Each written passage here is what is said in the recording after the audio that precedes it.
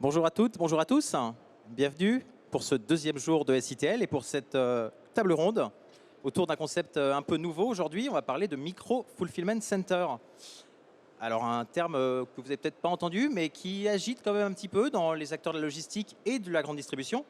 Alors d'ailleurs, ce terme qu'on pourrait traduire par centre de micro-préparation peut-être, se cachent des petits sites logistiques urbains que certains voient comme un nouveau maillon fort au sein des réseaux logistiques, capable d'offrir des prestations plus rapides, plus fiables, de nouveaux services également. Mais en fait, quelles sont les caractéristiques de ces micro-fulfillment centers? De quelles technologies sont-ils équipés? Comment viennent-ils s'inscrire au sein des réseaux? Et où est-ce qu'on en est sur leur développement en France et à l'international?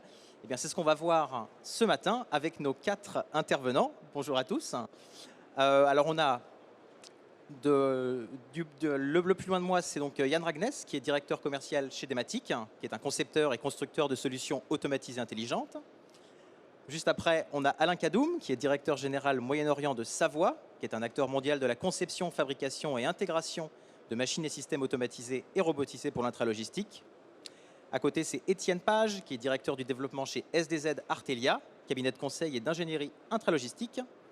Et enfin, Rémi Malchiran, qui est VP Sale West Europe pour Exotech, fournisseur de solutions robotiques pour les entrepôts. Bonjour messieurs. Bonjour, bonjour. Peut-être pour commencer, il serait temps peut-être de mettre une définition sur le terme de micro-fulfillment. Quelles sont pour vous, en fait, en quelques mots, les caractéristiques du micro-fulfillment center, si vous deviez les décrire là très brièvement? Étienne, par exemple. Alors, je pense qu'il y a un certain nombre de définitions différentes encore à l'heure actuelle du micro-fulfillment, simplement parce que c'est quand même assez nouveau. Donc ça recoupe quand même des concepts qui sont assez larges, mais qui dans l'ensemble consistent toujours à ramener la préparation des commandes au plus près des clients finaux. L'objectif, bien sûr, derrière tout ça, c'est de livrer aussi rapidement que possible le client final, que ce soit dans une approche B2B, dans une approche B2C. Et donc nécessairement, voilà, ça peut recouper différents modèles. En fait, il y a même autant de modèles que de sociétés qui veulent faire du micro-fulfillment, certains ayant des centres de micro-fulfillment directement dans leur magasin, par exemple, où ils font de la préparation de commandes en magasin et où les clients peuvent venir récupérer leurs commandes, ou alors les livreurs partent du magasin. Et il y a également des modèles dans lesquels le centre de micro-fulfillment est un petit entrepôt à part, qui se trouve généralement assez proche des centres-villes, duquel peuvent partir du coup des moyens de transport potentiellement plus propres pour alimenter les magasins et alimenter les clients e-commerçants. Mais enfin, toujours la logique, c'est livrer le client final aussi vite que possible. Et donc, bien sûr, ça s'accompagne de nombreuses contraintes et je pense qu'on va en discuter ensuite. Aujourd'hui, quand on parle de ça, du coup, c'est vrai qu'il y a l'aspect quels sont les besoins. Allô? Qu'est-ce qui fait qu'aujourd'hui, il y a un... Allô? Qu'est-ce qui fait qu'aujourd'hui, il y a un intérêt par des acteurs de la grande distribution, par exemple, d'aller vers ces formats-là? Alors, la grande distribution aujourd'hui, elle est quelque part confrontée à la quadrature un petit peu du cercle, à un vrai problème un petit peu qui est que le segment de leur activité ou le canal d'activité qui se développe le plus, c'est le canal qui est le moins rentable pour eux. C'est malheureusement le canal du e-commerce. Et lorsqu'on fait de la grande distribution, aller vers du e-commerce et du home delivery, avec des marges extrêmement faibles, préparer cela de manière relativement efficace, c'est un vrai challenge. Donc, je pense que tout le monde se cherche un petit peu, tous les acteurs un petit peu de la grande distribution aujourd'hui testent un petit peu différents modèles. On a forcément essayé d'utiliser un tout petit peu le magasin comme étant un lieu de préparation de commandes, notamment dans le domaine du B2C. Donc, préparer directement la commande en magasin pour être capable, comme le disait Étienne, de l'amener au plus vite au client final. Ça pose quand même un certain nombre de problèmes en termes de perturbation des opérations, du parcours d'achat en magasin, du réapprovisionnement du magasin. Enfin, c'est pas forcément le modèle le plus efficace, encore une fois, qui soit amené à être traité. Et donc on se pose la question après de savoir comment le traiter de manière la plus efficace qui soit. Parce que c'est quand même le consommateur de base dans le monde de la distribution. Il reste drivé par deux pôles essentiels, qui est le pôle prix, d'accord, qui est comment obtenir mon produit au meilleur prix. On voit des enseignes comme Leclerc qui ont quand même depuis très longtemps investi ce segment-là, cette communication-là sur la partie prix. Carrefour également qui communique beaucoup sur cette partie-là. Et également la capacité, donc le service derrière qui est un élément extrêmement important en termes de différenciation. Donc le challenge un petit peu aujourd'hui du micro-fulfillment center, c'est de combiner ces deux éléments, qui est à la fois un élément de de performance et de service, tout en préservant le mix prix, qui est un mix essentiel pour le client. Donc c'est un petit peu ça la quadrature du cercle aujourd'hui qu'on est amené à être, auquel on est confronté, et la supply doit être capable d'accompagner en fait aujourd'hui tous ces acteurs de la grande distribution pour trouver des solutions capables de fournir ce service-là tout en préservant certaines marges. Donc, pour la micro-fulfillment, actuellement, il y a une pression marché, tout simplement, hein. C'est Amazon qui a créé ça, hein. C'est-à-dire que vous êtes le samedi, il vous manque quelque chose, vous commandez, et le dimanche matin, vous êtes livré. Bon. Amazon, en plus, a une volonté hégémonique de pouvoir capter et de prendre des marchés qui étaient autrefois réservés à des spécialistes. Ils vendent tout, fondamentalement, sur leur site. Donc, à partir du moment où ils vendent tout, on est en train de créer quelque part un concurrent qui est capable de pouvoir offrir des services supérieurs à ce que vous faisiez avant. En plus, ils sont partout. Donc, quelque part, cette pression qui est exercée par Amazon oblige globalement tout le monde à avoir un positionnement service qui soit en correspondance par rapport à ce monstre qui est concurrent.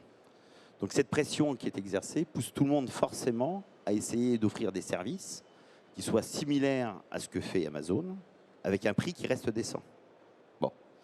Maintenant, une fois qu'on a parlé de prix, quelle est la problématique de prix de livrer des gens qui, en France, on a à peu près 80% de la population qui est urbanisée, donc, et sur lequel on va livrer éventuellement des pièces à l'unité. Évidemment, c'est le prix du transport. Donc, tout ce que va chercher à faire le micro-fulfillment, c'est à réduire le prix du transport.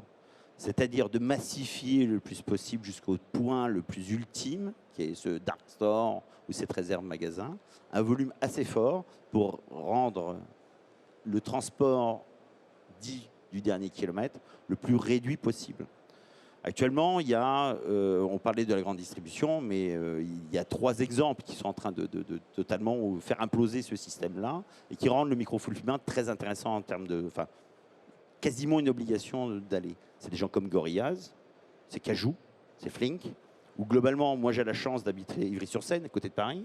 Je me fais livrer des gens de chez Cajou. Cajou me livre à peu près en 17 minutes en moyenne. C'est-à-dire qu'ils ont un dark store dans lequel ils font la préparation de commandes sur à peu près 1500, 2000 références. Et en moins de 15 minutes, ils livrent chez moi. Et quelle que soit l'heure. Donc, transport Uber, ils utilisent les mêmes services que Deliveroo, ils vous livrent. Bon. Et ces gens-là vous disent, moi, je faisais que de l'alimentaire, mais je vais peut-être faire autre chose comme typologie de produit. Et donc, à ce moment-là, tout le monde devient concerné. Donc, la recherche qui est effectuée, c'est qu'est-ce que je peux trouver comme surface en centre-ville qui soit financièrement, ça sera onéreux, parce qu'évidemment, c'est en centre-ville, mais quelle est la productivité maximum que je vais pouvoir tirer de cette surface-là? Et surtout, comment je vais pouvoir optimiser mon transport de telle façon qu'il me coûte le moins cher possible. La livraison du dernier kilomètre, le rapport est assez simple, hein. C'est ce qu'il y a dans la boîte. Donc, dans la boîte logistique, c'est 1/3 du prix, 2/3, c'est le transport. Donc, tout l'enjeu devient du transport. C'est comment j'optimise le transport. Comment je fais en sorte d'optimiser ma tournée. Comment je fais pour optimiser ce qui est à l'intérieur de mon camion. Et comment je fais en sorte que la qualité soit la plus importante possible, parce que le retour coûte tellement cher que personne n'a envie d'en faire. Et donc, à ce moment-là, en tout cas, moi, dans mon cadre de mon entreprise, donc thématique, le but, évidemment, c'est d'offrir ces 3 points. Comment j'optimise mon transport, comment j'essaie de donner une productivité maximum au mètre carré, et comment j'assure la qualité de telle façon que je minimise au maximum possible la problématique de livraison. Donc là, on est sur plusieurs types d'acteurs, c'est-à-dire qu'il y a à la fois la grande distribution, mais également peut-être d'autres acteurs, peut-être plus petits, qui peuvent tirer leur épingle du jeu avec ce format. Exactement. En fait, le format Micro-Fulfillment Center, peut-être je reviens un peu sur la définition. Donc, déjà, c'est micro, c'est compact, c'est fulfillment, préparation de commandes, et c'est un centre, c'est un entrepôt qu'il faut trouver dans les villes. Et ça peut servir pour les grandes distributions qui veulent aller et gagner un marché sur la partie e-commerce, mais aussi pour les startups qui veulent se lancer peut-être sur du 100% online ou en ligne. Et ils veulent des formats qui sont toujours près du consommateur, parce qu'à la fin du compte, c'est l'expérience du consommateur. Moi, si je fais mes achats chez un grand distributeur ou un petit commerce, c'est toujours mes attentes sont les mêmes. Ça doit être rapide, précis, quoi qu'il arrive. C'est une grande société ou une petite société. Donc, les micro-fulfillment, c'est des formats qui peuvent être utiles pour des startups, mais pas forcément toujours automatisés. Donc, on va revenir sur ce point après. Et qui peuvent aussi servir pour les grandes distributions. Et en ce jour, on ne parle plus que de e-commerce, on parle aussi du Q-commerce, quick commerce. Donc les livraisons à 17 minutes, ça c'est il y a peut-être 2 ans, 3 ans, ce n'était pas imaginable. Et qu'on puisse faire ce genre de livraison, il faut qu'on fasse la préparation de commandes vraiment à côté des consommateurs, donc dans les villes. Et du coup, ça fait le lien avec le micro-fulfillment qui est des entrepôts dans les villes, formats qui sont très compacts, d'où l'automatisation peut faire un bond dans ce sens-là pour qu'on puisse accomplir ce genre d'installation. Mais du coup, comment trouver finalement une place au sein des organisations logistiques? Est-ce qu'il y a besoin peut-être de réorganiser, de faire de nouveaux schémas d'acteurs? Étienne, par exemple. Oui, alors c'est vrai qu'on insiste beaucoup auprès de nos clients sur la nécessité de réfléchir en amont sur l'ensemble de leur schéma directeur avant de foncer tête baissée dans ce qu'on appelle donc le micro-fulfillment. C'est assez logique, hein, c'est qu'effectivement, on n'a pas du tout le même schéma logistique en fonction du secteur d'activité dans lequel on se trouve, en fonction des contraintes ou des attendus clients qu'on peut avoir. Donc très logiquement, quand le délai de livraison est une priorité absolue pour le client final, on va essayer de se rapprocher autant que possible. Comme vous le disiez tout à l'heure, hein, la préparation va être aussi proche que possible du client final. Lorsque c'est moins crucial, on va réfléchir à des schémas dans lesquels éventuellement le centre de micro-fulfillment va plutôt être en proche périphérie de la ville. C'est pareil, si on s'adresse à des clients type e-commerçants, il faudra être capable dans les tournées ensuite des transporteurs pour les massifier autant que possible et donc faire des économies, de partir aussi près que possible du client final. Lorsqu'on dessert des magasins, on peut massifier un peu différemment. Donc voilà, cette logique de schéma directeur, elle est essentielle. Et pourquoi elle est particulièrement essentielle dans le cadre du micro-fulfillment? Parce qu'on l'a un peu évoqué ensemble, il y a 2 choses en fait, qui coûtent vraiment beaucoup d'argent en logistique. C'est même finalement les 2 seules choses qui coûtent de l'argent en logistique, c'est des secondes et des mètres carrés. Et donc à partir du moment où on fait du micro-fulfillment, on va avoir des surfaces qui vont se rapprocher des centres-villes, donc les mètres carrés vont coûter de plus en plus cher.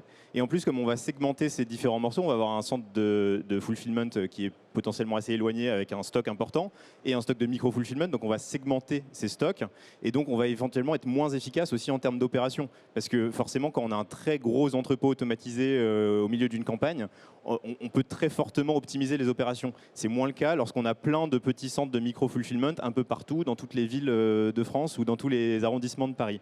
Et donc nécessairement, cette logique d'augmentation du coût quand on se rapproche du client final, il faut réussir à la maîtriser. Et pour la maîtriser, par exemple, il faut choisir les références que l'on va stocker dans le centre de micro-fulfillment, parce que non, on ne pourra pas stocker toutes les références dans le centre de micro-fulfillment. Évidemment, on va se concentrer plutôt sur ce qu'on appelle les fast movers, qui vont être des références qui vont tourner extrêmement rapidement, qui vont donc être rapprovisionnées régulièrement depuis le centre de distribution centrale et qui vont permettre d'alimenter quand même un flux sans prendre de la place là où ça coûte le plus cher. Et donc évidemment, lorsqu'on limite le nombre de références, se posent d'autres questions du style qu'est-ce qu'on fait si un client commande à la fois un fast mover et un slow mover? Comment on fait pour réapprovisionner mes références? Quand c'est des fast movers, peut-être je peux les réapprovisionner à la palette entière. Quand c'est des références un peu moins, à moins forte rotation, on va être obligé de travailler à la couche, parfois de travailler au colis. Et donc là encore, on fait des pertes de mutualisation où on est moins efficace sur le transport. Donc voilà, toutes ces questions-là, il faut y répondre en amont pour bien savoir dans quelle direction on va et pour concevoir un modèle qui, idéalement, est rentable, sachant que pour le moment, quand on parle de vrai micro-fulfillment urbain, c'est encore très très difficile. Et c'est bien là que le challenge se pose aujourd'hui, d'accord? C'est-à-dire qu'on a essayé d'utiliser pendant très longtemps le magasin comme étant la source de micro-fulfillment center, avec toutes les limites à partir d'un certain nombre de volumes que cela peut engendrer, encore une fois, de perturbation des activités en magasin, etc. etc. Donc la question qui se pose aujourd'hui, je pense essentiellement à tous les grands distributeurs, c'est comment faire en sorte que ce canal, qui est le canal le plus important, devienne un canal rentable. Et donc c'est là qu'il faut commencer à penser cette logistique urbaine ou cette logistique un petit peu de proximité, un petit peu de manière un petit peu plus industrielle sans doute aussi, avec des process logistiques, avec sans doute des solutions pour être capable d'optimiser, d'automatiser peut-être une partie de ces process-là, Et donc c'est en fait un problème en fait généralement traité, qui tourne autour de la volumétrie qui va être traitée pour chacun des sites, qui va engendrer une certaine typologie de solutions en fonction de la taille et des volumes amenés à être traités dans chacun de ces différents sites. On a chez Exotech déjà eu quelques expériences de réalisation de cet ordre-là avec différents types de solutions. Qui soient soit des solutions directement de livraison de proximité ou soit de solutions de préparation en amont pour être capable ensuite de livrer de manière un petit peu plus, encore plus rapide sur des drives ou sur des centres urbains. On pourra en parler un petit peu plus en détail par la suite. Mais véritablement, généralement, la question aujourd'hui qui se pose, c'est comment je vais faire en sorte d'optimiser des opérations dans ce cycle et dans cette logique proche du client, urbaine. Et pour ça, il faut que je retombe sur des opérations logistiques un petit peu plus rationnelles et un petit peu moins en lien direct avec la perturbation du magasin en fonction des volumes qu'on a à traiter. Bon. Le micro-fulfillment est un besoin qui a été exprimé assez normalement. Hein. C'est-à-dire qu'autrefois, quels que soient les gens du retail avaient généralement des surfaces de vente qui étaient autour des villes. Et donc, on servait ça à partir d'une plateforme qui était régionalisée et on poussait un gros volume. Donc, à partir du moment où on va commencer à introduire le fait d'avoir des points de vente qui sont de plus en plus urbanisés, c'est-à-dire que même des villes, aux États-Unis, c'est clairement le cas, c'est-à-dire qu'ils sont en train de réinvestir en centre-ville. En Asie, c'est particulièrement le cas. Et donc, il y a une disparité, une augmentation de cette point de vente avec des besoins d'approvisionnement qui sont de plus en plus faibles. Donc le fait de le livrer par rapport à des plateformes extrêmement lointaines, on est en train de rajouter ces fonctions de points de livraison qui sont en train d'être ajoutés et le fait de livrer des unités. Donc on arrive à des entreprises, des tailles de plateformes qui deviennent extrêmement importantes, qui deviennent anthropiques dans la gestion, puisqu'on a plus de 250 collaborateurs qui vont être déployés et la productivité humaine commence à baisser à partir du moment où les organisations deviennent trop complexes. Et donc forcément, et en plus, comme c'est ramené à une plateforme centrale, il est très difficile de faire des rééquilibrages entre ces points de vente qui sont en centre-ville. Donc le but du micro-fulfillment, quelque part, c'est de s'approcher de ces points de vente. Petit 1, évidemment, pour diminuer la notion de coût, transport. Et deuxième chose, pouvoir assurer un certain nombre de services qui n'étaient pas exécutables par cette plateforme qui était plus lointaine. Faire du drive piéton. Faire du drive avec sa voiture, mais en centre-ville, c'est pas terrible, mais enfin, ça marche mieux quand on est en centre extérieur. Faire de la livraison à domicile et éventuellement faire de l'approvisionnement de ces petites surfaces de vente et de les équilibrer les unes par rapport aux autres. C'est-à-dire que vous pouvez avoir un point de stockage où vous allez mettre éventuellement quelques références exotiques. Donc, je dis exotique, c'est un petit peu en dehors du panel central et de pouvoir adresser directement des populations spécifiques dans certains quartiers. Bon. Pourquoi je dis ça de cette façon-là? C'est Paris, clairement, les populations qui se trouvent du côté de Neuilly, Boulogne, ne consomment pas tout à fait la même chose que des gens qui se trouvent dans l'Est parisien. Et on ne trouve pas tout à fait les mêmes références dans les clients. Et donc ça provoque des problématiques. Et quand on veut viser et quand on veut targeter, parce qu'on veut augmenter et accroître l'expérience client, on veut augmenter quelque part les références disponibles pour ces gens-là. Or, le fait de gérer ça dans une entrepôt qui est très grosse taille, dans lequel on va avoir une profondeur de stock très faible sur ces références-là, ce n'est pas très intéressant. Donc, il vaut mieux les pousser sur quelque chose qui soit beaucoup plus proche de ces centres de consommation. Ça, c'est la première chose. Donc, ça permet, si vous préférez, de créer un point qui peut être éventuellement un équilibrage entre les magasins. Notamment quand vous avez des ruptures, c'est-à-dire que vous voyez que vous avez une surconsommation à un endroit donné sur une référence, vous savez que tel autre magasin a des références, ça peut être éventuellement envisageable, plutôt que de faire un appel sur la plateforme, de pouvoir remonter sur le dark store et de replonger sur le magasin. Donc il y a des tas si vous préférez, de fonctionnalités qui existent par rapport au micro-fulfillment. Alors ça, c'est pour la partie grande distribution. Et au-delà de ça, vous pouvez très bien avoir un site internet qui est en train de se développer. Vous savez que 90 ou 95% de votre population se trouve en centre urbain, 70% qui se trouvent spécifiquement à Paris, parce que Paris et sa région, c'est 10-15 millions de consommateurs. Et donc, vous allez forcément, quel est l'intérêt pour vous de se mettre à l'extérieur, alors que le nerf de la guerre et vos clients principaux se trouvent au centre de la ville? J'aimerais ajouter sur ces faits, en fait, le MFC ou le Micro Fulfillment Center ça fait partie, c'est un maillon d'une chaîne d'approvisionnement. Donc si on isole le MFC et on va le traiter et voir les coûts versus si on fait un fulfillment manuel par exemple, ça ne peut pas faire l'équation. Il faut toujours le combiner avec tout le reste. Ça veut dire que si on prend Paris, c'est une grande ville, bien sûr, il y a des populations ou des attentes différentes d'un arrondissement à un autre, d'une région à une autre. On va avoir des micro-fulfillment pour subvenir à un besoin qui est rapide et immédiat pour les consommateurs. Mais il ne faut pas oublier que les gens qui vont faire leur achat en ligne, ils n'ont pas toujours ce besoin de livrer rapidement. Donc il faut aussi penser à garder un distribution center ou une centralisation de distribution pour un achat d'une semaine qu'on peut planifier en avance.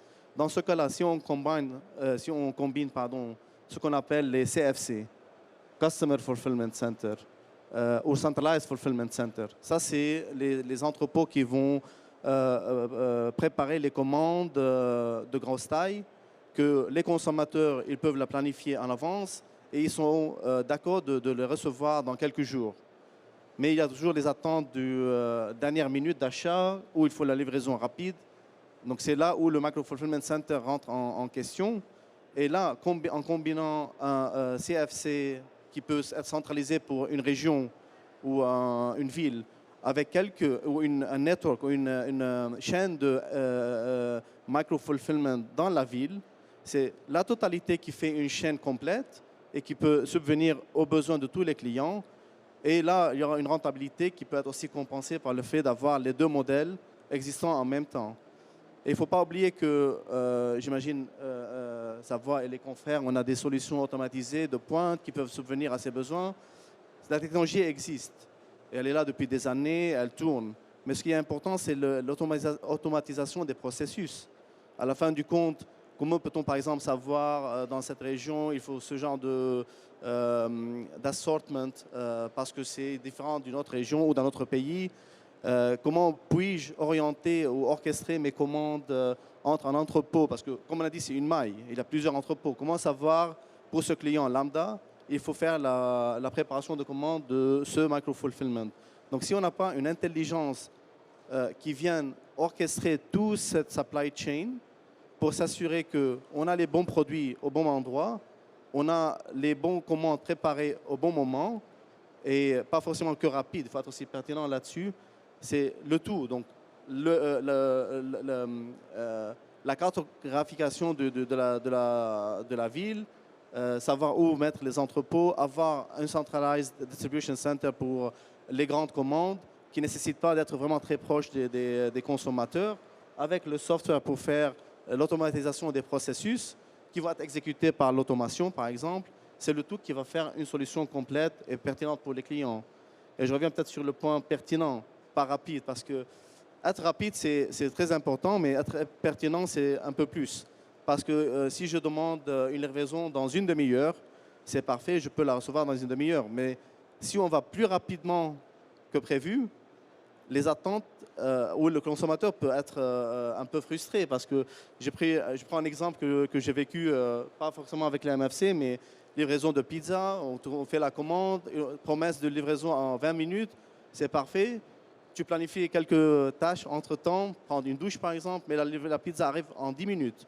Est-ce que être plus rapide, c'est pertinent? Je ne crois pas. Donc, il faut être just in time, c'est-à-dire être rapide, mais précis aussi.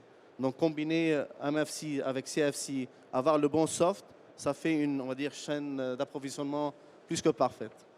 Je rebondis d'ailleurs sur ce qu'a dit Alain. Effectivement, cette logique de réseau, elle est essentielle et on la sent beaucoup dans justement cette conception de schéma directeur. L'objectif, c'est de sortir du modèle traditionnel de logistique qui est une flèche orientée dans principalement une direction, modulo les retours, et essayer d'avoir une logique de réseau avec une plus grande fragmentation des stocks du coup, et aussi une plus grande fragmentation de la préparation de commandes du coup, parce que toutes ces opérations peuvent arriver à plusieurs endroits en même temps et plus dans un seul centre de distribution localisé de manière centralisée. Et ça, effectivement, ça s'accompagne d'un challenge notamment IT qui est fondamentale, parce que la plupart des solutions pour l'instant sont pas tout à fait équipées pour gérer ça, pour gérer des stocks très fragmentés et pour être capable d'acheminer au client le colis dont il a besoin, même si ça passe pas par le centre de distribution qui est le plus proche de lui, par exemple. Et cette logique, ça s'approche un peu de ce que des chercheurs sont en train de faire sur ce qu'on appelle l'Internet physique. C'est essayer de se rapprocher de ce qu'on fait avec Internet, c'est-à-dire les paquets d'informations qui circulent à peu près partout par un serveur ou par un autre, sans que de manière totalement transparente pour l'utilisateur final, mais essayer de faire ça aussi avec les charges physiques et les faire transiter par le chemin le plus efficace, notamment par le maillon du Micro Fulfillment Center, qui est le dernier maillon avant de toucher le consommateur. Bon. En tout cas, il y a actuellement quatre fonctions qui se dégagent un petit peu de micro-fulfillment, en tout cas qui revient de façon récurrente. Il y a la préparation. Est-ce que j'automatise? Est-ce que je n'automatise pas? Est-ce que je prépare? Est-ce que je prépare pas? Qu'est-ce que je mets comme référence à l'intérieur de cette préparation? Est-ce que je dois utiliser une partie de mon référentiel pour être préparé automatisé? Ou je dois le préparer manuellement? Enfin bref, il y a toute la problématique préparation. Il y a la problématique consolidation, donc cette notion qui consiste à dire, et notamment c'est assez patent sur les commandes sur Internet, c'est-à-dire que les gens en partie veulent effectivement être livrés rapidement, d'autres veulent être livrés au moment où ils sont présents à la maison. Ça peut être dans 24 heures, 48 heures, 72 heures, donc une prise de rendez-vous par rapport à ça. Donc forcément, quand vous préparez, vous déployez un effectif, vous déployez une mécanique qui fait qu'il y a une productivité moyenne. Et donc à un moment donné, va se poser la question de dire de quelle façon je rétentionne ces commandes, parce que je peux être en sous-activité en termes de commandes, donc j'en profite pour préparer des commandes qui vont être à livrer dans 3-4 jours. Donc je vais consolider cette partie-là. Et ensuite, comment je vais le remettre? Quel est le transport que je vais exercer? Ou quelle est la remise directe que je vais exercer par rapport à ça? Et évidemment, il y a derrière tout ceci, cette structure chapeau qui est l'informatique, qui consiste à la fois gérer cette livraison, à la fois gérer ce timing entre préparation et bufferisation, et surtout, qui est le deuxième plus grand centre de coût, que j'avais exprimé au départ, qui était le premier, c'était le transport, c'était la livraison finale, et le deuxième, qui est à nouveau pas tout à fait dans la boîte, qui est les immobilisations de stock. C'est-à-dire que qu'est-ce que je mets à l'intérieur de ma boîte de telle façon que je sois au plus juste dans mes stocks et que surtout, je ne tue pas mon micro-fulfillment, parce que le but recherché, quelque part, c'est de la productivité au mètre carré. Donc, quelque part, avoir des références qui génèrent de la valeur, qui génèrent du chiffre d'affaires, et pas des références qui vont dormir à l'intérieur du micro-fulfillment. Et donc, cette espèce de commande de réappro qui soit le plus juste possible par rapport à ce qui va être expédié, envoyé chez le client. On l'a déjà un peu évoqué là, mais quels sont aujourd'hui les équipements qui peuvent aller se mettre dans le Micro Fulfillment Center? Sur quelle technologie ça se base? Et est-ce que l'automatisation est forcément un attendu? Alors, encore une fois, ça va dépendre des volumes à traiter au sein de ces sites-là. Et l'automatisation fait sens dans un certain nombre de cas. Ce n'est pas toujours effectivement la réponse aux problématiques qui vont être proposées. On va avoir effectivement des besoins d'automatisation en fonction d'une certaine volumétrie qu'on va rencontrer, un certain nombre de commandes à préparer chaque jour. Je dirais que les solutions d'automatisation, il faut qu'elles soient encore plus flexibles que ce qu'elles sont généralement dans des centres de distribution un petit peu classiques.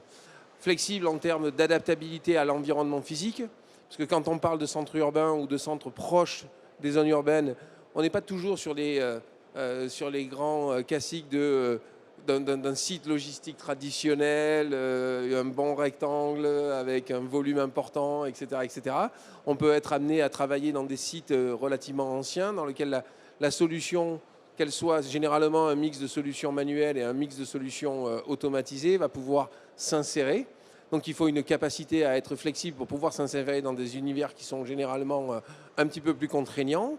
Et puis là aussi, je veux dire, les volumes qui sont généralement traités dans ces centres-là, et encore une fois, je pense que ça concerne majoritairement la grande distribution, ont aussi des pics d'activité relativement importants. Donc il faut des solutions qui aient cette agilité-là, capables de traiter des pics relativement plus forts entre mes fêtes de fin d'année et mon vendredi en préparation du week-end, etc. Donc avoir une vraie agilité là-dessus pour être capable de traiter ce type de problématique.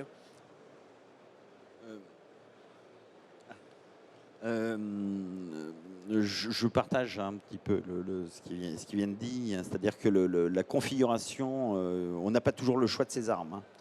Donc effectivement, tout le monde voudrait avoir un bâtiment qui fait 30 mètres de haut et qui soit exclusif avec plein de portes de quai autour, de telle façon que je peux faire n'importe quoi avec. Ce n'est pas tout à fait le cas. On est obligé de se positionner par rapport à l'existant. Donc ce qui est effectivement recherché, c'est essentiellement la configuration. C'est-à-dire surtout quand on est dans une création de réseau, quelque part. C'est-à-dire que je suis l'entreprise, je veux créer un réseau de dark store quelque part, je vais chercher naturellement quelque chose qui soit le plus adaptable possible par rapport aux configurations, éventuellement des surfaces dans lesquelles je vais déployer ça. Bon. Ça, c'est le premier point. Le deuxième, c'est évidemment, il y a deux stratégies qui s'opposent. De toute façon, il y a toujours diverses stratégies. Ça consiste à dire, est-ce que je vais proposer à mon client un nombre de références défini, assez faible, mais dans lequel j'apporte une excellente expérience client et surtout qui me différencie des autres, ou au contraire, je veux mettre l'intégralité de mon panel. Et donc, selon la stratégie que je choisis, on va automatiser ou pas, ou en partie. Donc, c'est un petit peu difficile ce que je viens de dire. Mais je donne un exemple très, très concret. Quand vous regardez sur un site internet des grands distributeurs de l'alimentaire, des gens comme Cora, par exemple, je citerai d'autres pour éviter les problèmes de copyright, veulent donner une expérience maximum à leurs clients, donc veulent déployer sur leur site internet énormément de références différentes. Et ça, forcément, de diverses tailles, ces petites pièces, des grosses pièces, et qui ont des vitesses de rotation qui sont plus ou moins différentes. Donc ils auront tendance assez naturelle à faire des multiples préparations, multiplication manuelle, préparation automatisée éventuellement. Des gens comme Carrefour sont sur son 15 000 références à peu près sur le sec, ce genre de choses. Donc ils ont aussi, eux, une tendance à essayer, ils sont sur une taille de nombre de références qui leur permet d'automatiser ou chercher de l'automatisation. Enfin bref, chacun de ces grands distributeurs a une politique ou une approche qui peut être différente. Et en plus, qui peut être totalement régionalisée. Parce qu'il n'y a pas que Paris, hein. Il y a d'autres régions avec des grandes villes où clairement la stratégie peut être choisie par le propriétaire. Des gens comme Édouard Leclerc, c'est les propriétaires de magasins qui choisissent quelque part leur centre de la marchandise dans leur région. Donc c'est eux qui choisissent leur propre stratégie par rapport à ça. C'est eux qui évaluent économiquement qu'est-ce qu'ils ont besoin de faire. Et donc cette stratégie peut être multiple. Et donc forcément, on va arriver à une recherche de l'adaptabilité maximum, à la surface, au business qu'on va déployer. Et par contre, quoi qu'il en soit, ce que chercheront ces gens-là en micro-fulfillment, c'est que comme ils seront sur des choses qui sont assez loin de leur cœur, de leur empire, ils vont avoir quelque chose où c'est relativement facile à déployer, qui soit fiable, stable, et surtout qui leur permette d'avoir une productivité, s'ils automatisent, qui soit avec un retour sur investissement. Soit qui justifie par l'optimisation de transport, soit qui justifie par les opérations logistiques au sein de la plateforme.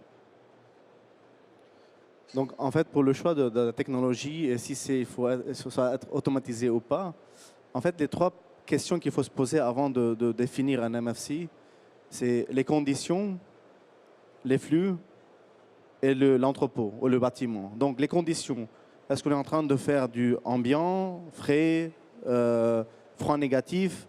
Donc ça, c'est différentes typologies et différents équipements qui peuvent faire le fulfillment. Donc ça, c'est déjà, il faut définir quel type de produit on est en train de préparer.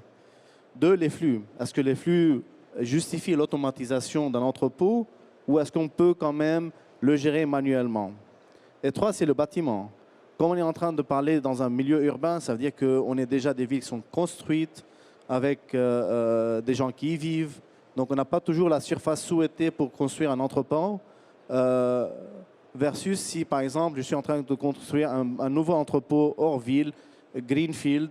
J'ai, on va dire, c'est le souhait d'un designer avoir un greenfield.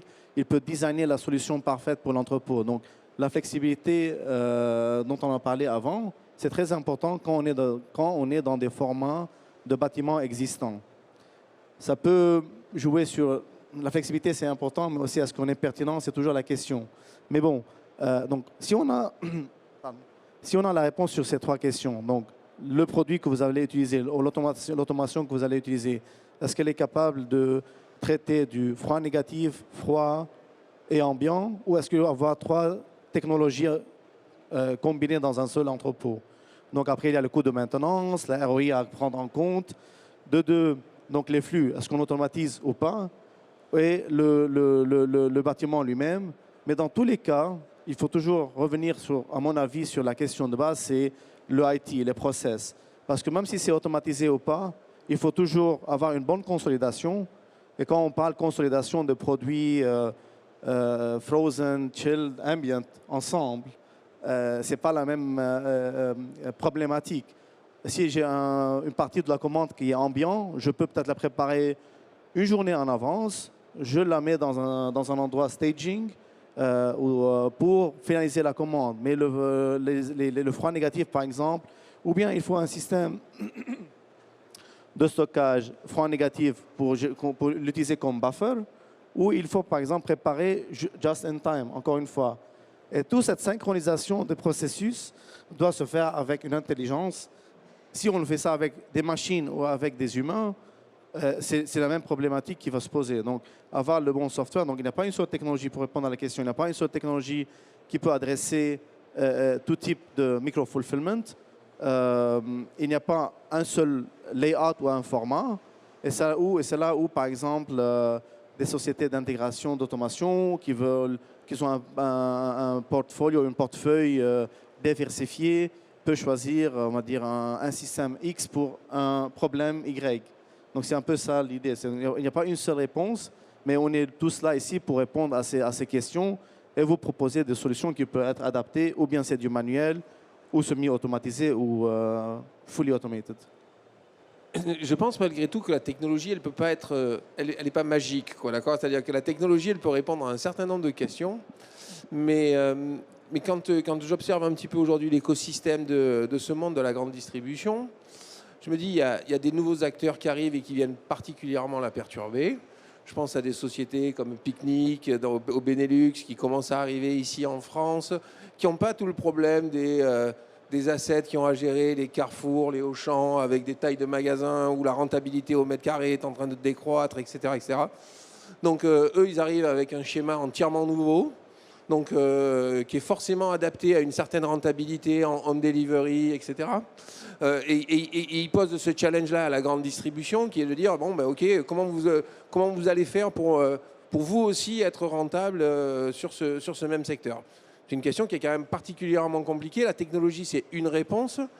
Je pense que c'est pas rien c'est pas innocent si on entend parler en ce moment de rapprochement entre Carrefour, Auchan. Je pense que malgré tout, la problématique de volumétrie et de part de marché est une problématique extrêmement importante pour arriver à être capable de fournir des solutions qui sont rentables. C'est pas pour rien que Leclerc est aujourd'hui sans doute l'acteur le plus rentable dans le secteur du drive, parce qu'il possède une part de marché qui est de loin la plus importante sur ce secteur d'activité, qui leur permet de développer des solutions qui sont technologiquement, du coup, potentiellement rentables. Quand je regarde ce qu'on a fait avec eux, on a fait des centres de distribution qu'on pourrait tout à fait qualifier de micro-fulfillment centers, qui sont des centres très proches des zones urbaines, avec de l'automatisation à l'intérieur pour une partie, pas tout, je rejoins tout à fait ce que vous avez dit, hein. C'est-à-dire qu'il y a une certaine partie du flux qui a potentiellement une rentabilité à être automatisée, il y en a une autre partie qui ne l'est pas. Et puis on travaille avec eux également à une logique de massification un petit peu aussi de ces flux pour trouver une forme de rentabilité. C'est-à-dire qu'on va parler de master, entre guillemets, master drive dans le cas de Leclerc, ou master fulfillment center, qui vont fournir en fait des commandes ou des colis qui sont déjà préparés à la commande, dans le client, lorsqu'il arrive, n'a qu'à cliquer ou se présenter pour être capable de lui amener directement le colis de préparation dans un système de drive, ou qui pourrait très bien être adapté à un pick-up à pied, etc., etc. Donc on réfléchit avec eux véritablement à des schémas logistiques et des schémas opérationnels qui leur permettent de trouver une vraie forme de rentabilité, d'optimisation. Mais c'est possible parce qu'à partir du moment où ils ont un certain seuil, une certaine volumétrie à traiter. Et c'est pour ça que je dis la technologie, elle ne peut pas être magique. C'est-à-dire que dans un certain cas, il y a la rentabilité en termes de home delivery, dans de la grande distribution, quand on est sur de la livraison en moins d'une heure.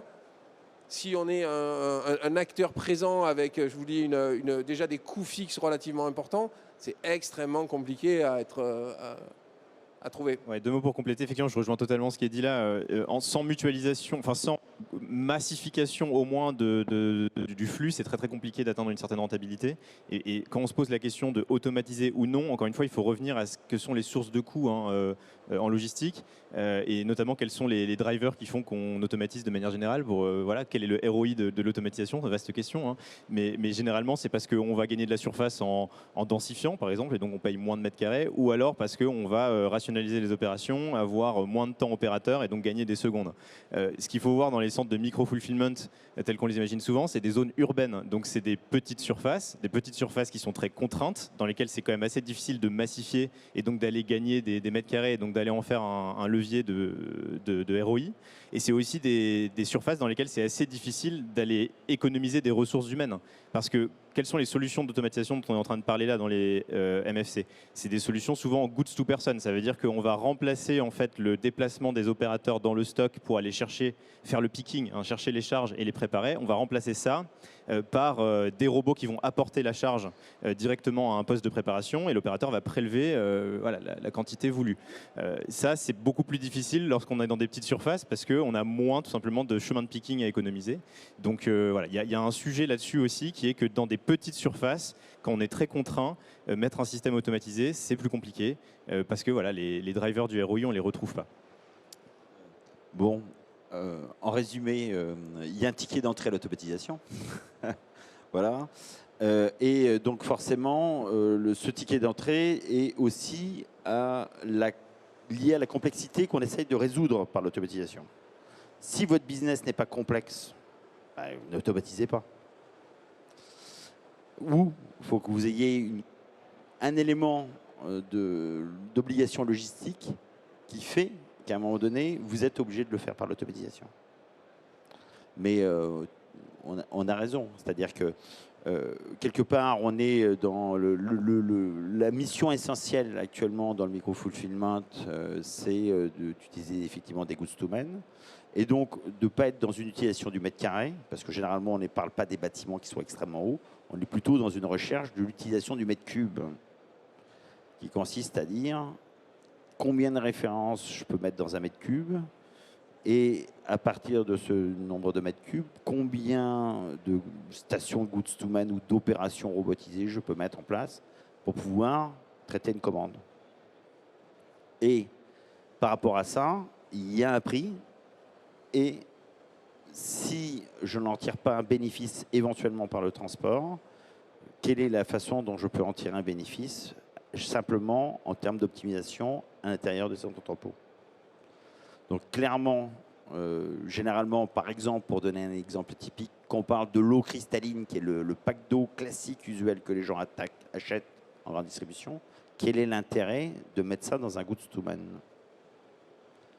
Généralement, on ne met pas le pack d'eau à l'intérieur du système automatisé. Voilà. Parce qu'il a un tel flux et une telle vitesse de rapprovisionnement qu'il est plus intéressant de le laisser sur sa palette, tout simplement. Voilà. Là, on parle de sites qui sont au cœur des villes, très proches du consommateur. Où est-ce qu'on trouve ces espaces aujourd'hui qui sont sans doute très, très contraints, limités? Vous parliez là de la recherche du mètre cube plutôt que du mètre carré. Où est-ce qu'on trouve ces espaces aujourd'hui pour faire du micro-fulfillment center? Après, bien sûr, ce genre d'espace, c'est généralement dans les grandes villes. Et par exemple, chez nous, on a implémenté récemment un projet en Italie. Je ne me rappelle plus exactement de l'endroit, mais c'est aussi un micro-fulfillment qui est dans les grandes villes, qui est proche des consommateurs. Et après, je vais ajouter un point sur la partie complexité qui est liée aussi à la proximité des consommateurs. Il faut toujours garder en esprit l'attente des consommateurs. Dans ce sens-là, être proche des consommateurs, comme on dit, c'est clé. Et du coup, donc forcément, pour être proche des consommateurs, il faut être dans les grosses villes, dans la concentration, dans les zones urbaines, dans les concentrations de population. C'est proche de la population dans les grandes villes. Après, où est-ce qu'on trouve moi, je viens du Middle East, donc je couvre la partie Moyen-Orient. Donc, il y en a quelques entrepôts à Dubaï, en Saoudi. En Europe, bien sûr, mes collègues peuvent donner plus de détails là-dessus, mais on en trouve un peu partout dans le monde entier et c'est des formats qui sont très similaires l'un de l'autre. Il y a aussi un certain nombre de surfaces en ville qui sont intéressantes, hein, qui sont à explorer, des parkings, voilà, ce type de zone à Paris, c'est en train d'être exploré, des zones qui sont sous le périphérique, qui sont utilisées pour faire des opérations de préparation voilà, en dernier kilomètre. Donc c'est aussi des zones où potentiellement on peut les utiliser pour faire de la préparation en micro-fulfillment. C'est des zones qui ne sont pas sans contrainte non plus. Donc voilà, forcément, quand on est en ville, c'est compliqué. Après, les exemples qu'on a chez Artelia, par exemple, c'est plus souvent des centres qui sont relativement périurbains. On essaye de concevoir des systèmes dans lesquels il y a un centre qui voilà, dans une zone très peu dense, centre très massifié, et ce centre approvisionne plusieurs sites de distribution qui, eux, sont plutôt dans des zones périurbaines, où là, on va pouvoir envisager des systèmes automatisés parce qu'on va avoir un peu plus de flexibilité quand même, tout en étant assez proche de la ville pour envisager un schéma de distribution finale qui est assez efficace. Ouais, effectivement, nous, on a 7 centres en Île-de-France qu'on fait avec Carrefour. On en a pareil quelques-uns avec Leclerc. C'est plutôt en zone périurbaine parce qu'effectivement, donc on est sur des solutions de type automatisation avec optimisation du volume utilisé. Lorsqu'on est dans des situations telles que des parkings ou des choses comme ça, c'est quand même extrêmement compliqué de trouver une vraie optimisation logistique sur ce type de site-là. Donc ça va avoir peut-être certains avantages, mais d'autres contraintes. On sera difficilement des sites automatisables dans ce cas-là. Ce sera sans doute beaucoup plus adapté à un certain nombre de produits qui sont beaucoup plus en termes de préparation manuelle. En fait, on trouve, nous, nos sites aujourd'hui et nos clients qui nous questionnent sur ce type de problématiques, bien entendu dans les grandes zones de population. Donc on travaille, comme je vous disais, essentiellement Carrefour, Leclerc en Île-de-France, en région PACA, parce qu'effectivement, ce sont des zones de forte population, avec ces besoins de services potentiellement importants. Parce qu'encore une fois, le client, il est tiré soit d'un côté par le prix, soit d'un côté par le service.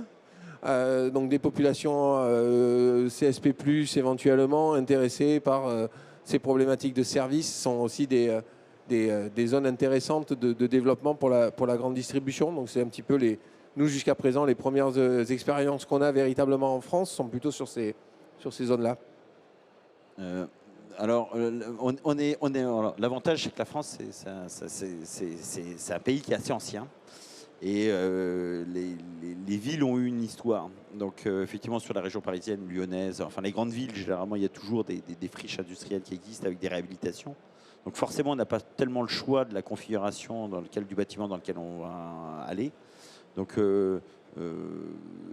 dans le même cadre, hein, si vous préférez, donc on travaille avec certains retailers, on est sur des bâtiments qui font 4-5 mètres de haut, hein, globalement, dans lesquels on va déployer des technologies et qui se doivent d'être configurables. Bon, ça c'est la première approche. Donc il y a une recherche en fin de compte de la modularité, réellement.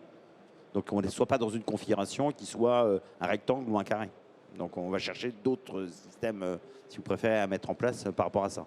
Ça c'est le premier point. Le deuxième, il faut quand même l'aborder parce que c'est des sujets qui commencent à être rémanents, c'est la mutualisation.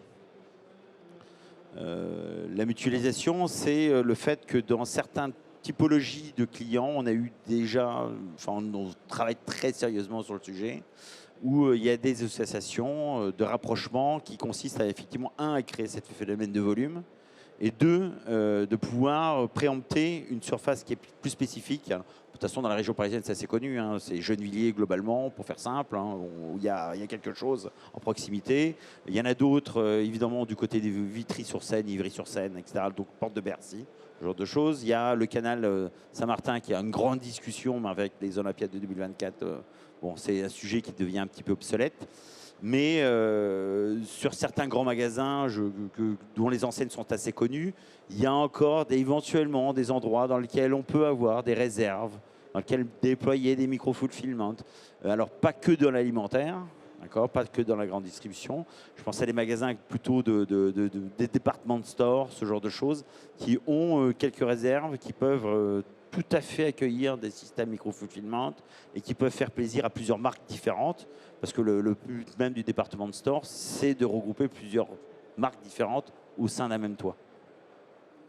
on est sur un concept là, qui est relativement récent. Où en est le marché aujourd'hui là-dessus? Je pense par exemple à l'international, par exemple. Ouais, le marché, on va dire, c'est le micro-fulfillment. La notion micro-fulfillment, elle est apparue peut-être 2-3 ans. Le mot macro-fulfillment. Mais au niveau du fulfillment qui ça rapproche du consommateur, on peut nommer par exemple le Drive qui était là depuis plus que une dizaine d'années, on va dire. Et c'est là où on va dire peut-être ça c'est le prédécesseur du micro-fulfillment qu'on connaît aujourd'hui. Maintenant, au niveau international, le marché il est estimé à peu près à 500 millions, 600 millions de dollars. Ça, c'était le début du macro-fulfillment qu'on connaît. Ça, c'était les années 2019-2020. Maintenant, il y a une projection que ça va être multiplié par 10 dans les 5-6 années à venir. Parce qu'on voit l'utilité de ces micro-fulfillments qui fleurissent un peu partout. Et donc, au niveau international, on peut connaître, peut-être on peut nommer par exemple vraiment un pionnier là-dedans, c'est Ocado, qui ont commencé ça au UK. Le marché aux USA, il est très bien développé avec pas mal d'implémentations. Bon, le Moyen-Orient, il y a quelques-uns qui commencent, donc ils se lancent dans le micro-fulfillment.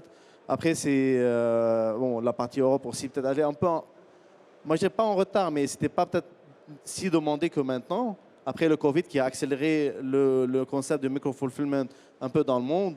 Mais on va dire, en Europe, on voyait les drives qui étaient là depuis une dizaine d'années, qui n'était pas le cas, par exemple, au Moyen-Orient ou dans d'autres régions. Donc, est-ce qu'il y a un besoin, et là, peut-être, je m'adresse à mes confrères, est-ce que l'Europe, elle est en retard, elle se rattrape, ou est-ce qu'il y a un vrai besoin pour ce micro-fulfillment? Peut-être je laisse mes confrères le répondre là-dessus. Alors, moi, j'aime bien répondre à cette question-là. Il faut faire cocorico. La France, c'est le deuxième marché logistique en Europe. Donc, théoriquement, on devrait être très en avance sur ce genre de choses. Bon. Eh bien non, parce que cocorico, on a une des productivités manuelles les plus importantes au monde. Alors moi, je viens de la prestation logistique. Donc, quand je voyais mes collègues hollandais, etc., que je visitais leur entrepôt, bon. Donc, on est assez malin là-dessus et nos productivités manuelles sont vraiment très, très bonnes. Ça, c'est le premier point. Le deuxième chose, c'est que le client français est vraiment très prudent. C'est-à-dire qu'on n'a pas cet ADN allemand qui consiste à dire je vais mettre à moyen terme, long terme, et donc je vais outiller quelque chose. On est très prudent, assez frileux, et on aime bien rester le plus adaptable possible. Et ça, c'est naturellement, si vous préférez, l'automatisation n'était pas... voilà. Maintenant, il y a un impératif, hein, parce que j'évoquais ça d'Amazon. Nous, on est fournisseur d'Amazon. Hein. Donc, on signe quasiment 1 milliard de commandes pour eux tous les ans. Ils ne se posent pas de questions. Hein. Donc, eux, le Covid, c'est génial, on va encore accélérer. Voilà, voilà. Donc, c'est un petit peu l'état d'esprit dans lequel ils sont. Ce qui fait que la pression devient de plus en plus importante et c'est le cas avec ces nouveaux acteurs qui arrivent. Donc d'une façon ou d'une autre, le Covid était c'est qu'un accélérateur. Le gâteau est en train de redescendre un petit peu, mais il n'empêche qu'il reste quand même un trend. Hein. C'est-à-dire que les gens commandent de plus en plus sur Internet, les gens, la population augmentant dans les centres périurbains, ils veulent plus faire 1h30 d'attente devant les caisses, etc. Ça, c'est un petit peu fini, donc il y a un vrai besoin. Bon.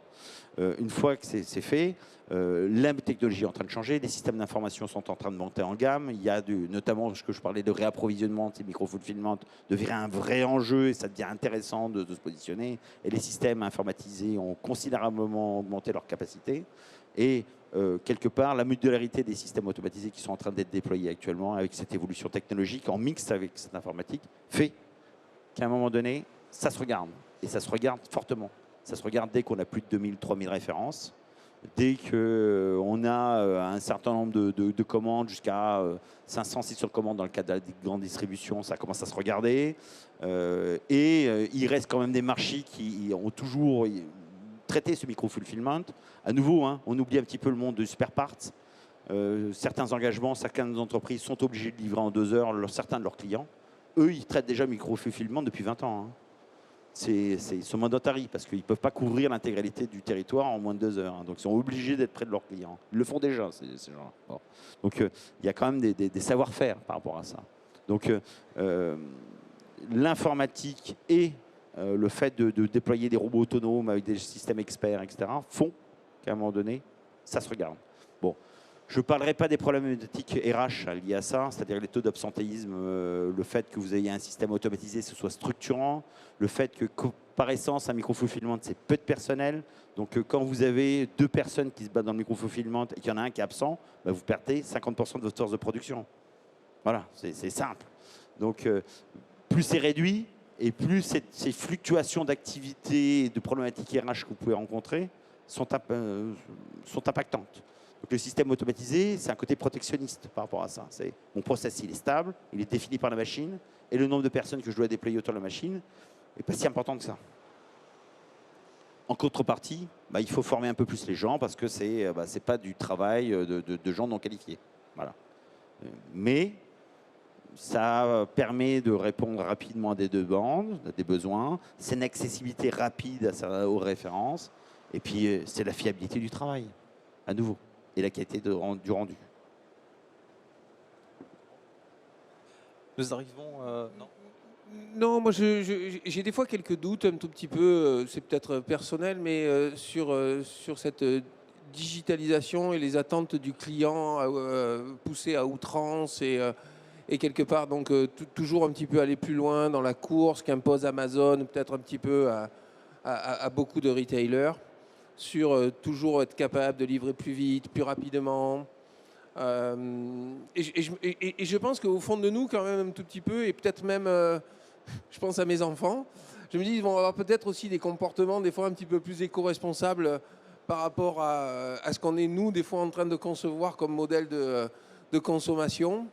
Quand je me dis effectivement aller toujours plus loin dans le service, etc., je peux entendre dans le monde de la grande distribution, on a envie le vendredi soir, on n'a plus envie de passer au supermarché faire ses courses, on sort de sa semaine, on a envie de rentrer chez soi et peut-être de trouver quelqu'un qui nous a fait les courses pour nous, ok.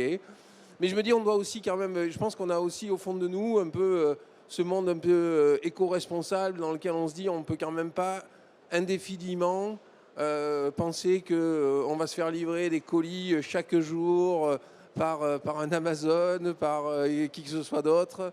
Je pense que les générations qui arrivent aussi, elles vont trouver un juste équilibre à travers ça. Donc j'adhère à tout ce qui a été dit sur ce qu'on fait aujourd'hui en termes de recherche pour optimiser, pour chercher de la rentabilité dans ces différents modèles de consommation. Je pense aussi qu'il y a certaines choses qui vont sans doute un petit peu évoluer dans les années à venir et que les modèles de consommation qu'on constate aujourd'hui, peut-être que les générations de demain vont les faire un petit peu évoluer, peut-être de manière un petit peu à l'opposé de ce qu'on constate aujourd'hui finalement. Parce que je pense qu'il y a aussi cette éco-responsabilité qui est de dire mais finalement je peux pas faire circuler des camions dans les villes 24 heures sur 24 pour amener chaque jour un tout petit peu plus en termes de pollution, de trafic, etc. etc. Donc bon, c'est moi les réflexions que je me fais. Merci beaucoup à vous 4. L'heure tourne, donc c'est bientôt la fin. Est-ce qu'on a le temps pour prendre quelques questions du public? Non? On enchaîne? Très bien. On s'arrête ici. Merci à tous pour votre participation. Bonne fin de journée. Merci. Merci, bonne journée.